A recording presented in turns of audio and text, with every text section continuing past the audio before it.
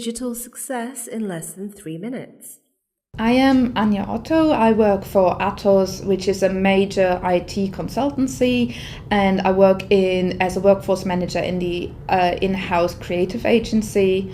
And after hours, I'm also the head of comms for our in-house disability network for our employees. I am quite high on the high-functioning autism spectrum, as well as dyslexic.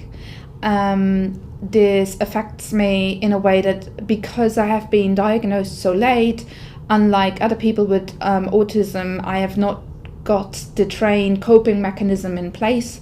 So I struggle making eye contact, and which can make face-to-face interactions a little bit daunting for me, I guess. So the best thing for my disability or impairment is not necessarily physical adjustments that you need to put in place, but things like that I'm allowed to work from home, which takes a lot of pressure off of me, allows me to, instead of talking on the phone, which makes me a bit anxious, I can type and I can think about what I want to say, and it gives you a spell checker as well. So learning new processes or establishing processes is really easy, which makes things like my job quite easy for me. I would say the biggest problem that I have is that like the majority of disabilities, which is 80% are invisible, you don't see that I have a disability. To a lot of people, I'm a nuisance. I'm loud, I'm disruptive to some people. I'm not everybody's cup of tea. People that may be quieter in nature feel potentially like I walk over them.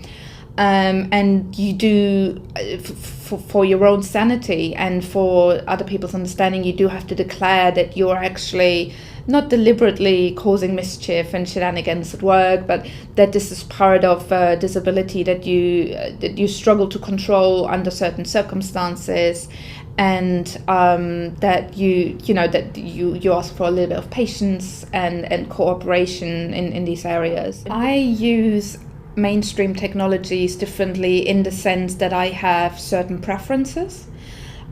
So as video conference calls and telephone conversations get me a little bit anxious and panicky, I tend to prefer typing and using either Link or Circuit as an in-house messaging tool to converse with my colleagues who are based all over the world.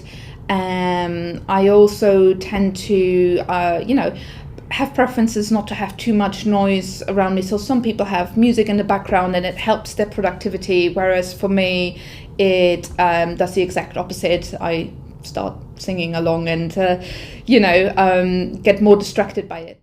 This video was produced for Business Disability Forum in collaboration with BBC and Microlink, with thanks to Anya Otto from Atos, Joanna Wootten, age, disability and inclusion expert, Nicola James from Lexxic, Paul Bepey from BBC, Paul Smyth from Barclays, Hovey from Lloyds Banking Group,